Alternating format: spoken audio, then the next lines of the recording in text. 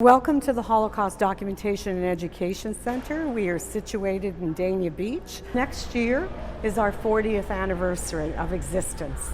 And our survivors are our #1 heroes. And we have the second largest survivor population in North America. Also, we work with our survivors. They're the heart and soul of our organization and everything we do here.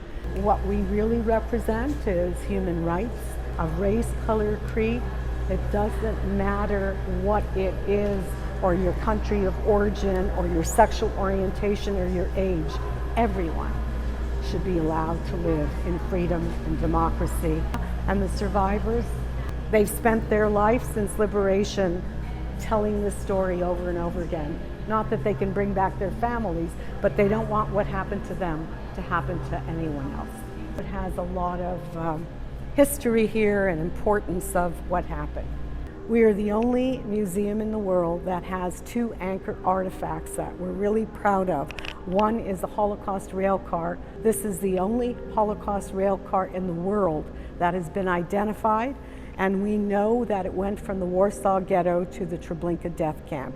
While they were still alive, and the fact that they have entrusted us with their memories and their legacy and their documents and artifacts to promise that we would continue to tell their story and become their eyewitness for generations to come. The time now is more crucial and important than ever before, and that's why this museum exists. That's why we have to finish while the survivors are still alive, so they can see that we kept our promise to make sure that never again means never again to any race, color, creed in this world. No time, no place, nowhere ever again. And that's the whole purpose of our mission. We have a studio where we still videotape our survivors, liberators, rescuers, and today we are interviewing a liberator. His name is Carl Arfa.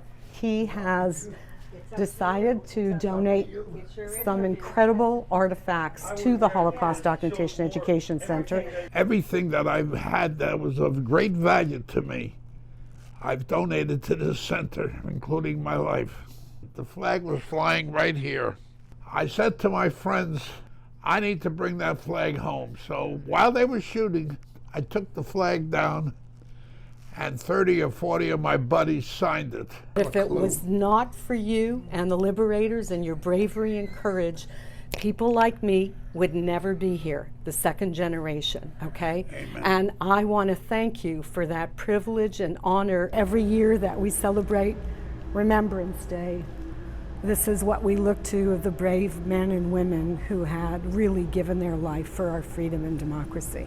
We have amassed over these 39 years what you call the largest standardized self-produced oral history collection from survivors of the Holocaust, their liberators and rescuers.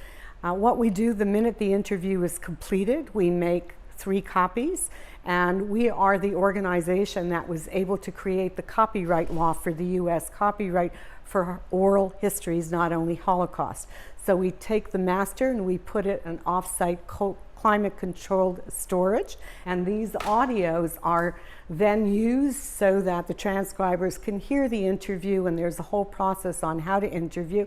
And then over here, we have every single interview that goes through every single process of the transcribing, and it gives you the date of the interview, who is the interviewer, how many pages, and then every single one of the audit edits, the proofing, the final draft. Then eventually this is put on acid-free paper, it's bound, and it's completed. Nobody in the world does this.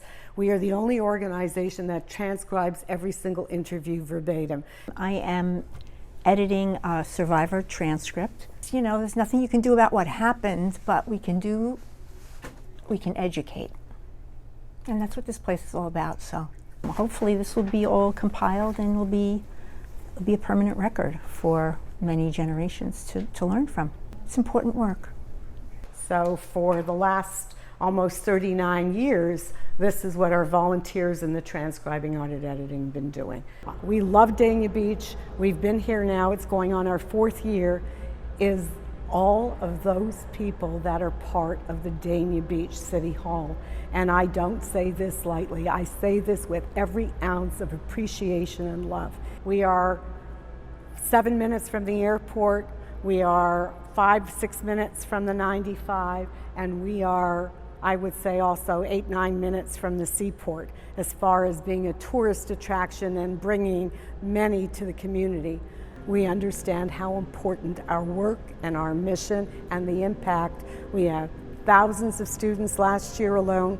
We had 10,000 visitors, of which 7,000 were students coming through. We've learned so much from our survivors and from all our artifacts and our history and stories and liberators that's why we need to exist, to stop the hatred, stop the prejudice, and stop the bullying. Dania Beach is the perfect place to see it, live it, love it.